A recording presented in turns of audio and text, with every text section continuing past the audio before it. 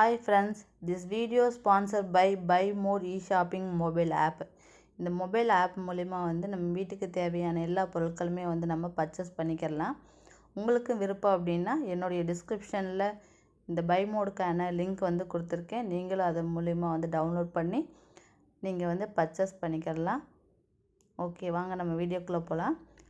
நம்ம இன்றைக்கி பெயரெச்சம், வினையெச்சம், உரிச்சொல் இந்த 3 பற்றி தான் பார்க்க போகிறோம். இதனுடைய எடுத்துக்காட்டுகள் நான் கொடுத்துருக்கேன். இது புக்கில் இருக்கக்கூடிய எடுத்துக்காட்டு. இது காம்படிட்டிவ் எக்ஸாம் எழுதுகிறவங்களுக்கு ரொம்பவே யூஸ்ஃபுல்லாக இருக்கும். ஃபஸ்ட்டு நம்ம பெயரெச்சம் என்ன அப்படின்னு சொல்லி பார்க்கலாம். பெயரை கொண்டு முடியும் எச்சம் பெயரெச்சம். இதுக்கு எடுத்துக்காட்டு படித்த மாணவன், படித்த பள்ளி. படித்த அப்படிங்கிறது முற்று பெறாதது, அதாவது எஞ்சி இருக்கக்கூடிய சொல். மாணவன் அப்படிங்கிறது பெயர் சொல். அதனால் இதை என்ன சொல்கிறோன்னா பெயரெச்சம் அப்படின்னு சொல்கிறோம்.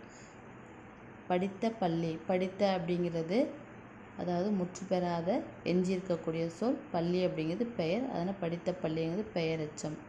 ஓகே, பெயரெச்சம் அப்படிங்கிறது 3 காலத்துலேயுமே வரும். பாடிய பாடல், பாடுகின்ற பாடல், பாடும் பாடல், அதாவது இறந்த காலம், நிகழ்காலம், எதிர்காலம் அப்படின்னு சொல்லி இந்த 3 காலத்துலேயுமே வரக்கூடியது பெயரெச்சம். பெயரெச்ச தொடர்லையுமே இந்த 3 காலத்தையும் தொடர்ந்து வரும். பெயரெச்ச தொடர் நான் கொடுத்துருக்கேன்.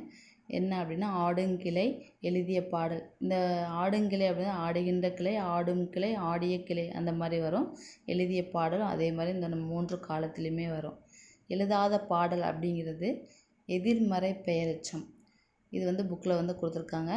அதுக்கடுத்து வினையெச்சம். வினையெச்சம்னா என்ன அப்படின்னா வினையை கொண்டு முடியும் எச்சம் வினையெச்சம். எப்படி பெயரெச்சம் பார்த்தோமோ அதே மாதிரி தான். எச்சம் அப்படின்னாலே எஞ்சிருக்கக்கூடிய சொல். படித்து அப்படிங்கிறது எஞ்சிருக்கக்கூடிய, முடித்தான் அப்படிங்கிறது வினைச்சொல். அதனால் வினையெச்சம் அப்படின்னு சொல்கிறோம். எடுத்துக்காட்டு ஏந்தி, வெந்து, எய்தி, வெம்பி, சரிந்து, இறைஞ்சி. இதெல்லாம் புக்கில் கொடுத்துருக்கக்கூடிய எடுத்துக்காட்டுகள் வினையெச்சத்துக்கு. வினையெச்ச தொடர். வினையெச்ச தொடருக்கான எடுத்துக்காட்டு தேடி பார்த்தான், பாடி மகிழ்ந்தனர். அதுக்கடுத்து நம்ம உரிச்சொல் பார்க்கலாம்.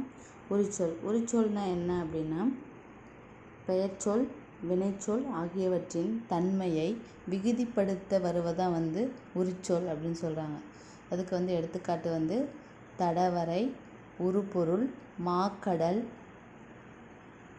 இதில் தட, உரு, மா இதெல்லாம் அதாவது இந்த வார்த்தைக்கு வந்திருந்தாலே அது உரிச்சொல் அப்படின்னு சொல்லி நம்ம கண்டுபிடிச்சிடலாம்.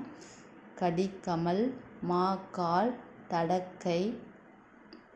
இதில் கடி அப்படிங்கிற வார்த்தை நம்ம சாலை இதெல்லாம் வந்துச்சு அப்படின்னா உரிச்சொல்னு கண்டுபிடிச்சிடலாம். சாலை சிறந்தது. ஓகே ஃப்ரெண்ட்ஸ், இதில் வீடியோ பிடிச்சிருந்தால் லைக் பண்ணுங்கள், ஷேர் பண்ணுங்கள், கண்டிப்பாக சப்ஸ்கிரைப் பண்ணுங்கள். தேங்க்யூ.